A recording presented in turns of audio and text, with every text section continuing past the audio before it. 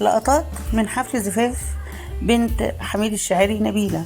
الحفل أحياه عدد من نجوم التسعينات: عمرو دياب، الهضبة طبعا أولهم، حميد الشاعري صانع نجوم التسعينات وسبب في انتشار الأغنية الحديثة أو الخفيفة في التسعينات.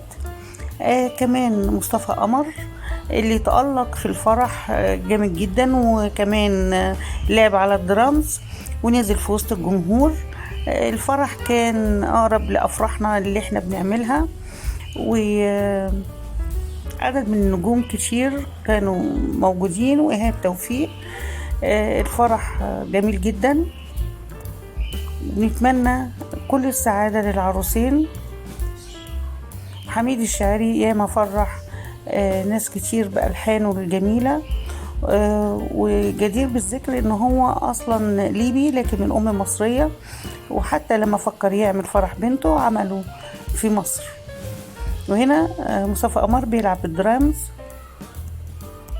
وتألق جدا في الفرح.